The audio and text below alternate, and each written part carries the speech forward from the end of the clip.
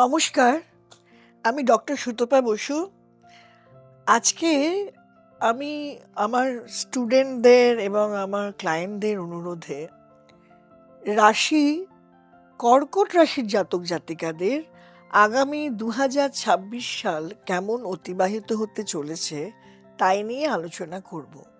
আমরা সবাই এতদিনে জেনে গেছি যে ২০২৬ হচ্ছে রবির বছর। গত বছর মঙ্গলের বছর ছিল। আমরা অনেক রকম যুদ্ধ, গন্ডগোল, আনরেস্ট সব রকম দেখেছি। ফায়ার। এবার আশা করা যায় সব রাশিদেরই ভালো হবে। তার মধ্যে মেনলি আমি কর্কট রাশি নিয়েই আলোচনা করব আজকে।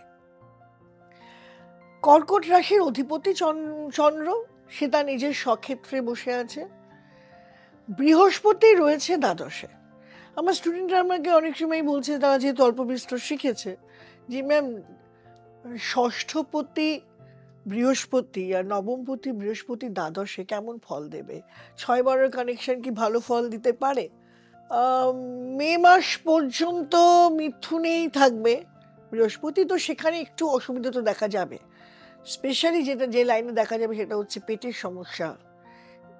আমরা বৃহস্পতি আমাদের ইনডাইজেশন দেয়, জন্ডিস হওয়ার সম্ভাবনা, প্যানক্রিয়াসে প্রবলেম, যাদের অলরেডি প্যানক্রিয়াটাইটিস আছে, যাদের যাদের অলরেডি ইয়ে সিরোসিস অফ লিভার আছে, বা যাদের লিভারের সমস্যা আছে, এদের জন্য কিন্তু অবশ্যই একটা টেনশনের সময়।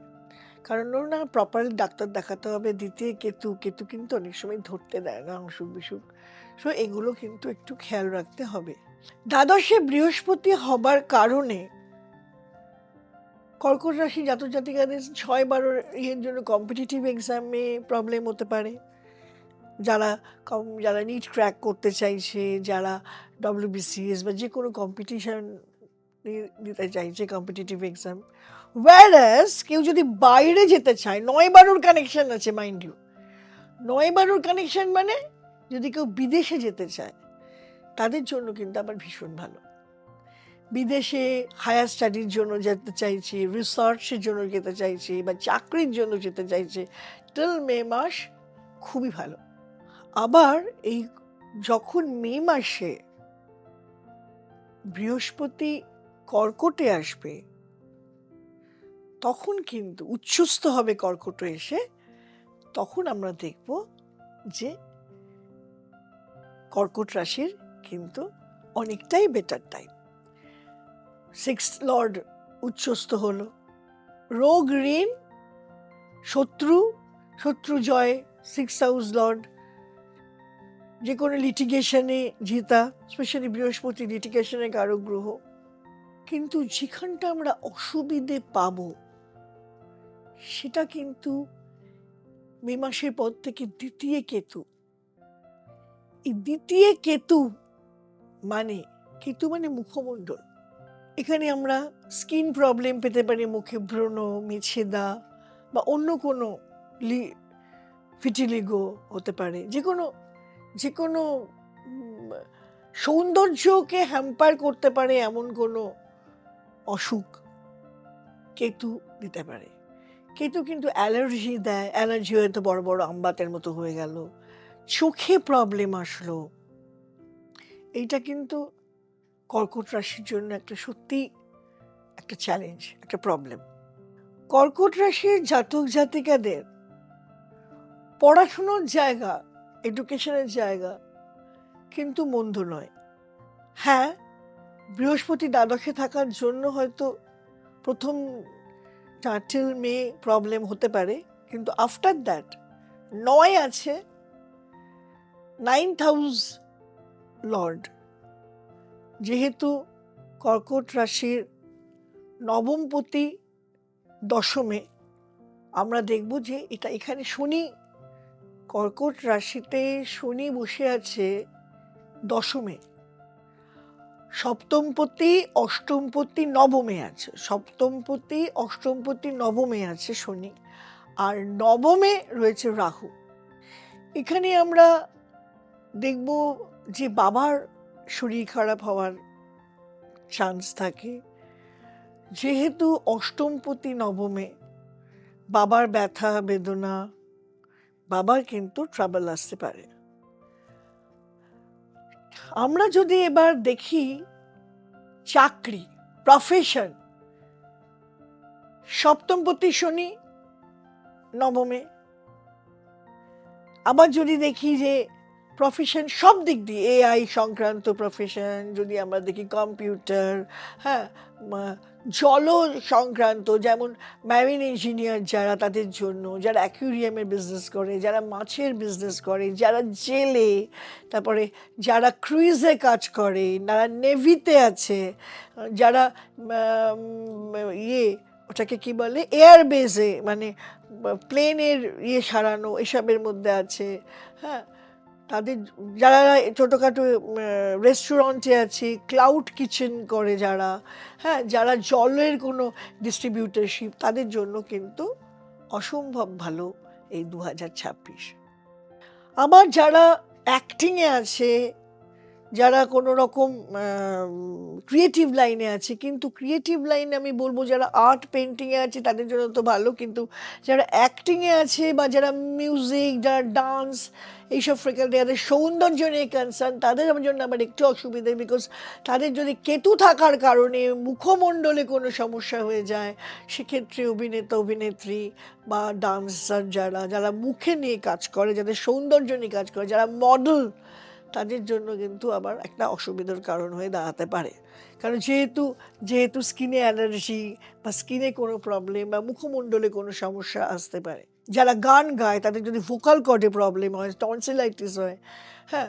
আবার থাইরয়েড, যেহেতু 6th house lord and 9th house lord connected, 8th house lord 9th-এ, তো থাইরয়েড প্রবলেম আসতে পারে। অ্যান্ড থাইরয়েড প্রবলেম আসবার জন্য হেলথ, ধরো কোনো মডেল, সে হট করে থাইরয়েডের কারণে সে মোটা হয়ে গেল, তখন তার প্রফেশন অ্যাফেক্টেড হবে।